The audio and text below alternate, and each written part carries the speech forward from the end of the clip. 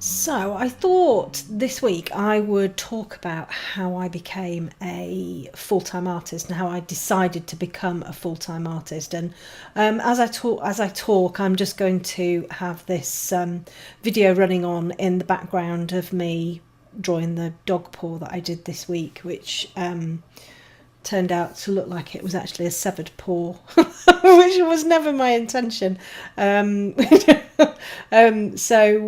yeah, actually, it worked out really, really nicely, and it didn't really look like a severed paw, but some people were a little bit like, "Oh my goodness," I thought Vinny's foot had it. Then I thought his whole foot had to come off, not just his toe.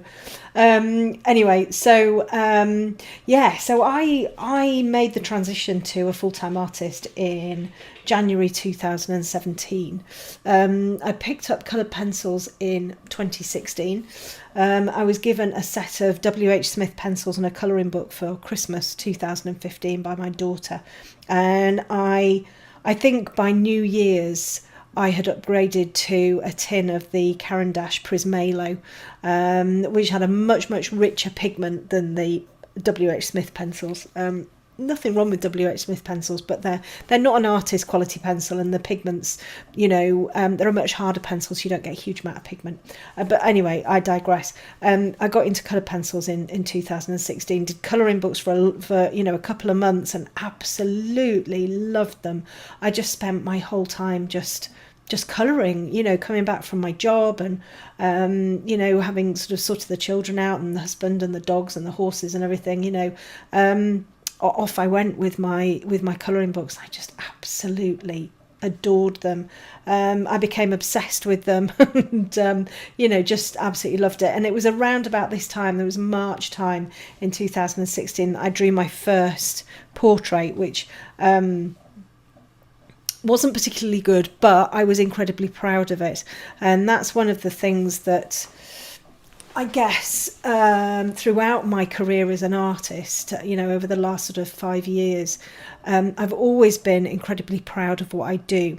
I come from a family who have always advocated that I could do whatever I wanted to do. Whatever I put my mind to do, they would support me and they would help me, and that, life is for living and that you should do what your heart desires, basically. And I was always filled with that as a child and growing up. Basically, you can do whatever you want to do. And I think that has really helped me actually with sort of like my self-esteem and my confidence. And I haven't always been confident, but I wouldn't say boo to a goose when I was a child.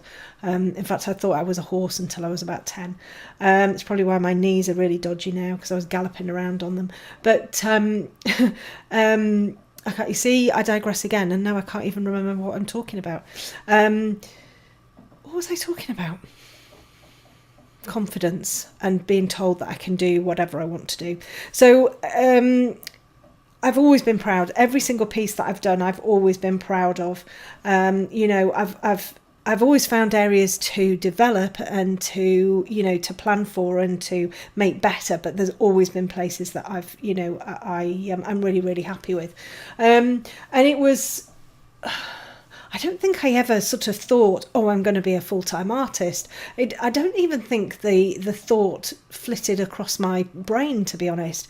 And it was only, I think it was October 2016, I was on a train with my elder sister, and this story is on my first podcast episode that I put out with my elder sister Annabelle.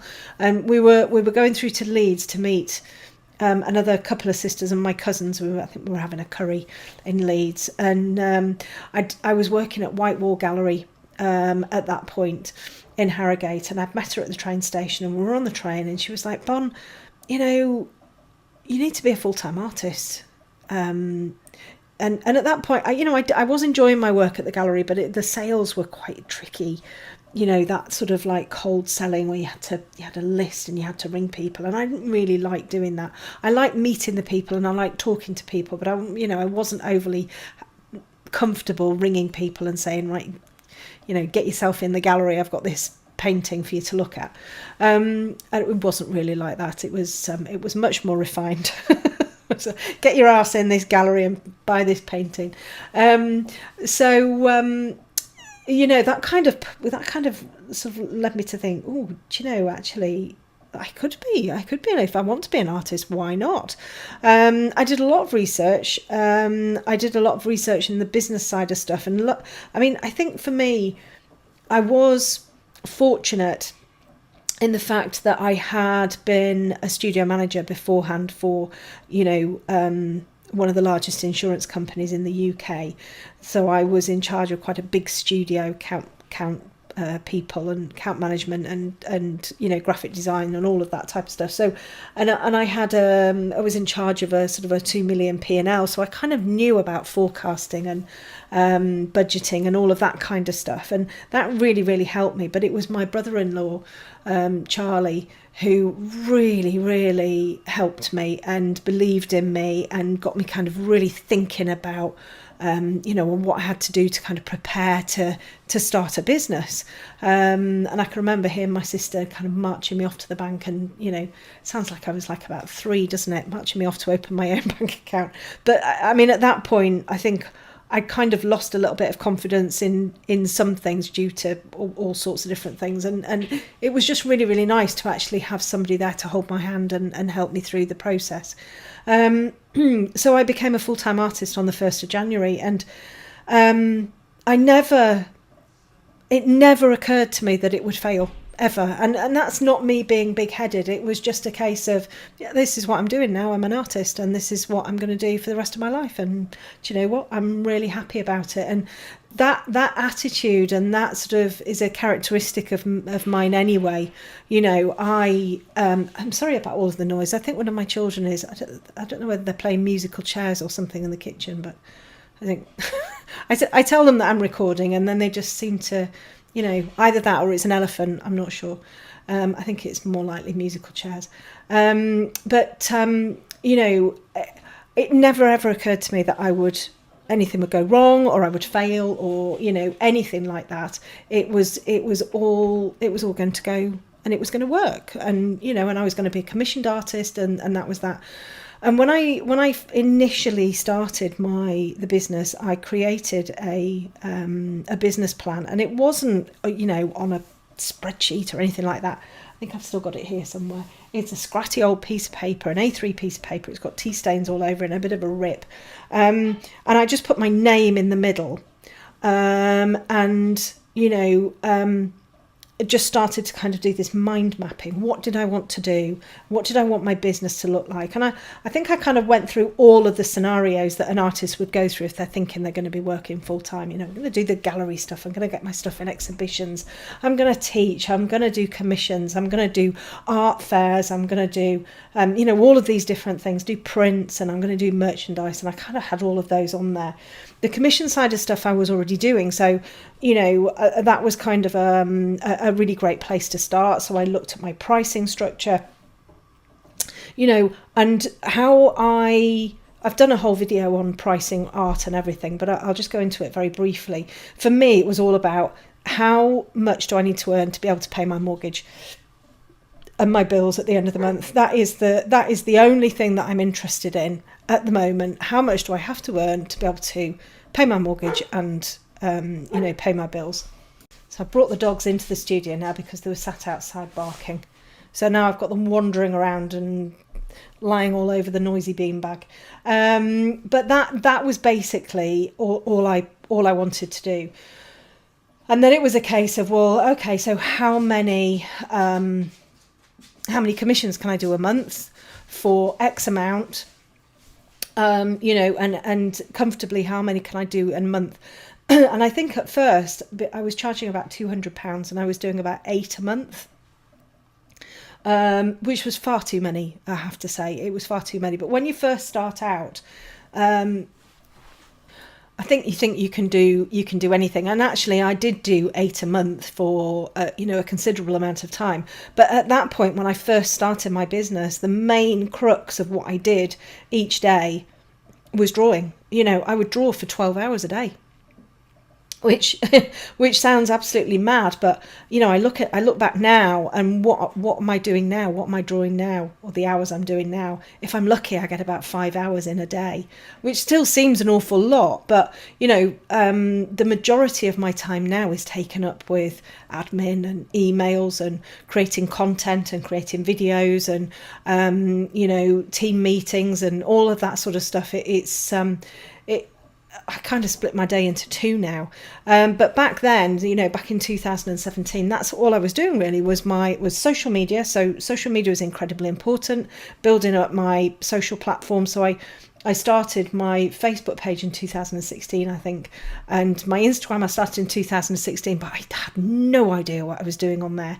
And actually, I kind of posted a couple of pictures and then just left it for a bit, and then picked it back up again in 2017 and started to actually understand what I was supposed to be doing. And I'm incredibly proud of how I've built up those social platforms.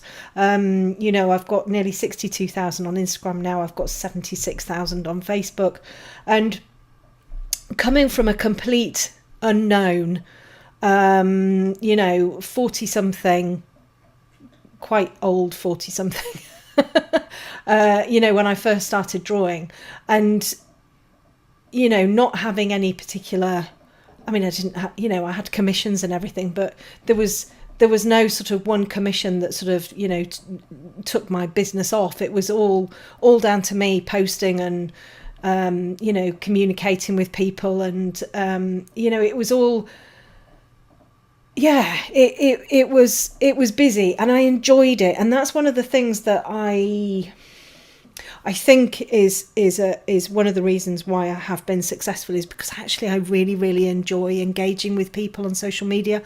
I like seeing people doing well. I like commenting on them. I like chatting to people on there. And I like posting my work, and I post my work because I'm proud of it, but also I like to share stuff.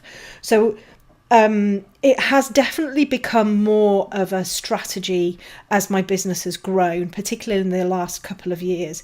It's definitely become more of a strategy, and since I've kind of taken people on within my team. But when I first was drawing, it was just all about the excitement of, I want to share this and I want to share that because I've just found this and it's absolutely fantastic. And I think that just that joy of posting really helped to kind of boost my social numbers as well. And social media following is not the be all and end all. And it's something that actually I used to think it was.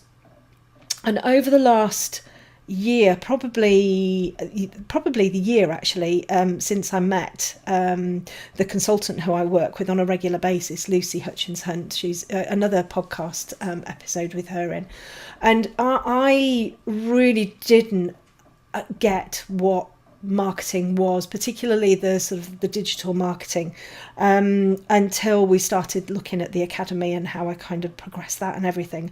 And he's really turned things on its head, and the importance of having a mailing list. And actually, I started off this video talking about when I started and how I started, as a full-time artist. And I think this last sort of few minutes, I want to talk about the things that I've learned, over those 5 years, but mostly I think in the last year, since kind of creating my own platform for my teaching. And getting some help on that. I am a massive, massive believer in delegating and finding the right people for the right jobs. And I took my first employee on in, when was it? 2020? God, I can't remember now. What are we now? 2022. It was 2020. So it was October 2020. I advertised for my first employee, which was really scary, but I had to do it. I was growing. I wanted to grow. I couldn't do everything on my own. I needed somebody to help me, and I took on Lucy Williams, who works full time for me now. She came on as 2 days a week, very quickly went to 3 days a week, and now both of us work a 4-day week. So we work Monday through to Thursday, and we have a long weekend off, which is fantastic. She came on to help me with the social media side of stuff, to really support me in all of that sort of admin side of things as well. And she's been absolutely amazing. She's just brilliant. She's got qualifications in social media and marketing. And she's really helped me. She's supported me. She's built up my Pinterest account, and she's just been amazing. And to say that, I started in 2016, not drawing at all, not having drawn since the 80s, and then all of a sudden, sort of 5-6 years later, I'm employing somebody is it's a bit like, what? But it's something that I had to do. I couldn't just keep on doing everything on my own. And then I decided I wanted to create my platform, the Academy platform. So we put an advert out for somebody to come and help build the membership, basically. And it took probably around 4 months of just talking, of just kind of banding about what's the Academy going to do, what's the branding going to be like, what's the tone of voice. And obviously it's all around me, so we needed to talk about my journey, about what I wanted from it, about what I'd be comfortable with, and what was my main sort of focus and passion about what I was trying to do.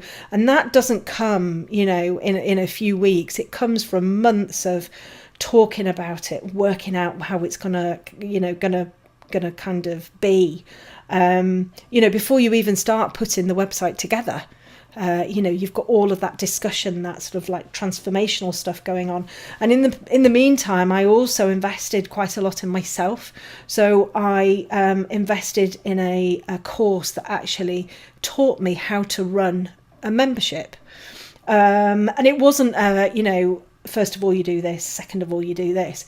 Again, it was a very transformational course. It was about, how you're going to be, imparting your knowledge, what sort of way it's going to be, an awful lot of the psychology around memberships and people and all of that type of thing. And I invested a lot of money in that so that I could bring the absolute best to my students. And that was amazing. So that was the Tribe membership. I think it's opening again very soon, actually. And if anybody is thinking about doing a membership for anything, it would be my number one choice. And I'm hoping, depending on my budgets, I'm hoping to join again this next year, because Stu McLaren is just the most incredible entrepreneur, the most amazing man, and he has an incredibly successful business and the most amazing people surrounding him as well.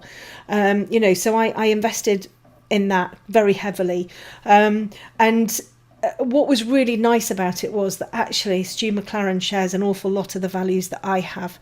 So the way he was teaching people, the way he was suggesting things, seemed like a very natural way for me to do the same within my membership. And then what happened was we had to start thinking about all of the, the first launch of the membership was almost like a soft launch. A lot of my patrons came over, which was fantastic. And then the second launch that we did back in December was kind of like the first launch. And this was where the marketing side of stuff was just like mind-boggling. I have very much been about soft marketing, not sort of like, bombarding people with emails and stuff like that. And all of a sudden, I'm not having to send out, but we decided as a team to send out, a weekly newsletter, which is, this is the newsletter. And I was like, well, I can't possibly send out a newsletter every week. But actually, people love it. And the feedback I get back from you guys is just amazing. Because I want to give you hints and tips and all of this kind of stuff. And I can do that best in this sort of format. And then what's amazing is you have that content that you can then repurpose, and it's all about making life easier. You've got your content, you can use it for a blog, you can use it for a YouTube video, you can use it for an email, you can use it, take bits out and make an advert from it. And it's all about this clever marketing and being really, really smart with how you use your time and what you do do with it. And, you know, one of the biggest parts of my learning, one of the biggest bits of learning this last year has been around the importance of mailing list and growing the mailing list. You know, and nurturing the mailing list. And it's something that I've been really quite sort of not against, but I'm like, no, you know, I can't possibly. But then I think about all of the people that I subscribe to. So I subscribe to quite a few different emails and stuff like that. And sometimes, you know, I'll see an email land in my inbox and I'm thinking, you know, I'm not particularly interested in that one this week, but I don't unsubscribe. And then the next week there might be something and I'm like, oh, do you know what? I'm going to listen to that podcast. That sounds exactly what I need right now. And I subscribe to people that I want to hear from. They have information that I'm really, really interested in. And I'm not going to unsubscribe because I get an email every week. And actually, I'm far more likely to, you know, join them on something or buy something from them because they're the first person that I see in my inbox because they're in there on a regular basis. And I hadn't understood that before. And, you know, I don't believe in bombarding people with emails. I don't think that's a great idea at all. But a regular email that is giving really, really good value, I think is incredibly important. And if you are running a business, you know, it's important to be able to reach out to your clients and kind of get in front of them and not have to rely on the third-party platforms like Facebook that, you know, let's face it, they could just take you down just like that. They could just remove your Facebook page just like that. Instagram too, you know, but if you've got a mailing list of a few thousand people in there, that's, you know, that's great. And my mailing list is growing week on week, you know, and yes, you get people who unsubscribe and that's okay. You know, because I'll have things that I unsubscribe from, you know, on the odd occasion. And, you know, you don't need to get all, you know, worried about it. But creating a mailing list, I think, is really important. And having that really regular touch point with your community and your audience, again, is really, really important. So, yeah, this last year has been a big learning curve for me, business-wise. You know, particularly around the marketing side of things, that all of the automated emails and the pipelines and the lead magnets and the, what else is there, funnels and all of these, like, you know, buzzwords that come out about marketing, and I'm thinking, what? You know, and I'm very fortunate now. You'll I don't know whether you kind of noticed, I said fortunate a couple of times, and it lucky has kind of started to come out of my mouth, and I've stopped it because I'm not lucky. I work really hard and I plan and I have strategies, and you know, I know what I'm doing, you know, over the next sort of few months. So it's not down to luck, it's down to me planning and knowing what's going to be happening. But I am very fortunate to have a really fabulous team of people who now work with me. And I've invested in people, you know, so that I can get stuff done and I can do what I want to do. And I think putting that out there, I think it's really, really important. I have a big sort of... is it an issue or a problem or I don't know what it is with you know, being successful. I find it quite difficult to talk about. You know, it's almost like you know, you're not allowed to talk about it when you're successful. It's a bit strange, really, but you know, I do have a successful business and I am incredibly proud of it, but I've got a lot of people in the background who are helping me kind of create the business of my dreams, really. And, you know, I'm saying a lot of people, I don't have a lot of people. I've got fabulous Lucy in France, who does some consultancy work for me. I have Lucy in just down the road from me, you know, who works full time for me, doing not all of my social media, but she does an awful lot of that sort of back end stuff. She writes a lot of the content from my emails and all of that type of thing. And you know, is that customer servicey type thing. And then I have wonderful Lucinda, who she does my customer service too, and emails and diary planning and all of that type of stuff. And you know, works sort of like a couple of hours a day for me. And then I have another couple of consultants as well who work for me around the ad spend and the finances. You know, that's been a really, really big thing for me this year as well, back end of last year and this year, is getting somebody to help me put proper systems in place so that I have got really good forecasts and budgets and, you know, planning for business growth.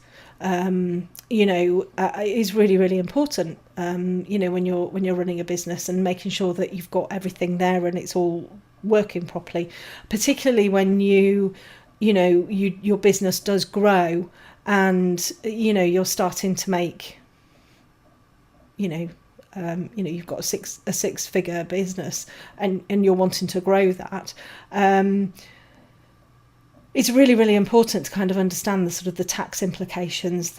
You know, I became VAT registered quite quickly within the academy, which I was like, oh gosh, this is a bit strange and this is a bit awful that I'm now owing all of this flipping more money to the taxman. But it's these sort of little things that I think having an expert on board really, really helps. You know, and Louise has been just fantastic. She's really, really helped me kind of put proper systems in place and be able to budget and work towards, make sure that I've got all of that, the funds and everything to be able to pay for tax and VAT and all of that type of thing. And, you know, you might be sitting there thinking, oh gosh, you know, I would never get to that point. Well, you know, 6 years ago, I was charging 40 quid for a portrait and, you know, drawing overnight because I had a full-time job. The only reason I'm here is just because I planned for it. I decided this is what I was going to do and I went for it. You know, and there's nothing extraordinary about me. I'm just, you know, 51, quite fat. I'm doing something about it. You know, dodgy knees, single mum. And, you know, the only thing I guess that's extraordinary, not the only thing, of course I've got some very extraordinary things about me, but, you know, I do work really hard, but I also have the self-belief that I can actually do this, and I've done it. And, you know, it's not being big-headed or anything, it's just, you know, this is what I want to do, and I'm going to do it. And I think for me, it was really, really important to make sure that I had the right people helping me. And I think that has been a big part of, you know, my success, is being able to hand over the reins to people in areas that I'm really not very good at. You know, so, yeah, I probably a very, very garbled, very long. I might have to cut this down a little bit. Lucy will be like, Bonny, this is far too long, cut it down. But I just wanted to kind of give you a little bit of an insight as to how, you know, businesses can grow and will grow, and they will do. You just need to sort of, you know, you put the work in, you need to plan for it, and believe that it's all going to be successful and it's all going to work beautifully.